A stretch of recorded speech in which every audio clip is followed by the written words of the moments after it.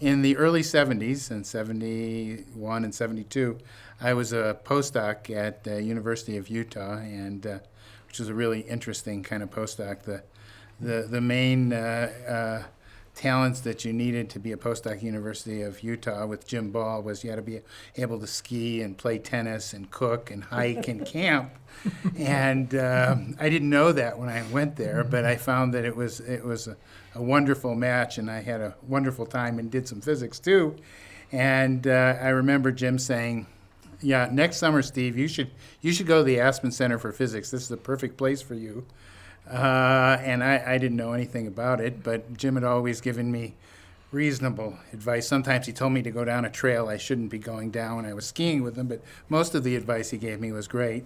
So in the summer of '72, I showed up here at the Aspen Center for Physics, and it was truly like coming home because I was born in Colorado, and my father had been a professor at Colorado State in Fort Collins. And but he left when I was 2 years old, and I only got to come back to Colorado in the summertime to see the family. And so coming back here, it had this family feel, like you're coming home in the summer to see the family, and it was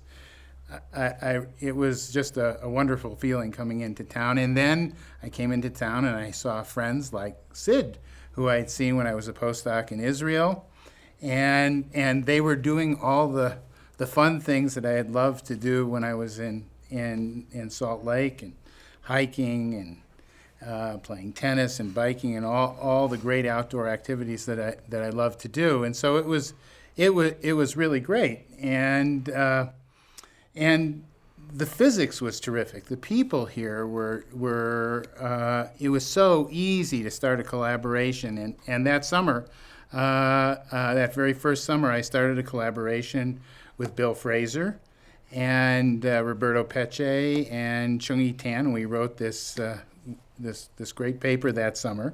It was, and we started it then, and then the next year, in the fall, I went off to be a postdoc with Peter Kaus, University of California in Irvine, and in Riverside, sorry.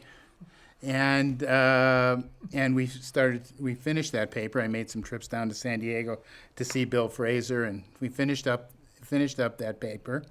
And I learned a lot of things working especially with Bill Frazer, because I remember when we got the referees report back from that paper, which I thought was great. I got the worst referees report I ever got in my entire life. But this had a profound effect on me, because the report said, and I remember every word of it said, I didn't have to read the acknowledgments to know that this paper was written by 4 men on vacation in the mountains. And of course, as a young man, and I went down to see Bill in San Diego, and I was just furious. I was ballistic. I could hardly speak. And Bill was so calm, and he says, "Steve, don't worry about it. Let me just take this. I'll answer it, no problem." And I saw what he wrote, and it was so calm and logical.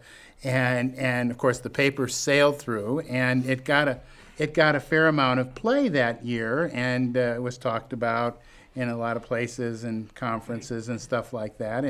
And I was on the job market that year, and it, I believe, was the paper that made the difference, that got me the faculty job at Ohio State, which I still have. So it was quite an experience. You know, the collaboration started here, and I learned a huge amount by working with these people. And now, 35 years later, when we get a referee's report back and the postdocs that I'm working with read it and go ballistic, I pretend I'm Bill Frazer, and I say, "Don't worry about that. I'll take it. It's not a problem." And so it comes around, and so that was my first experience here in Aspen, and it continued on. My parents soon after that retired to Denver, and so it was a perfect match for me. I would come from Ohio, spend some time with my folks, and then spend time here in Aspen. So it was great, and I developed lots of other collaborations. Sid and I worked together, many other people, and the Physics Center had effects on my life that probably people here don't even even know about. I remember one in particular. In the late 80s, Ken Wilson, Nobel Prize winner, was attracted to Ohio State, and I started to work with him on a fairly obscure topic that he was interested in, and he convinced me was important to work on, called light cone physics. And so we started to write papers on this stuff, and nobody in the world was paying any attention, even though I had a Nobel Prize winner as a co-author. And so we were very perplexed about this, and decided that we needed to do something to get our work known. And so we decided we'd start our own organization and start to run our own conferences. Well, the place I knew about that you could run conferences was the Aspen Center for Physics. And so the very first one was run here in the summer in 1991. And so that was the first one, and we formed, as a result of that meeting, an organization called the International Light Cone Advisory Committee. And after that, we started running conferences every year, and this organization is still going to this day. We've run workshops at every major center in Australia and Lezouche and everywhere around the world. We've run more than 20 workshops, and it started here. And so this really, and I continued to work on that subject and still working on it. And so the Physics Center, even though it only played a very initial role in it, really changed my life in a major way. And then in later years, it's become important to me to see to it that other people have these kind of opportunities.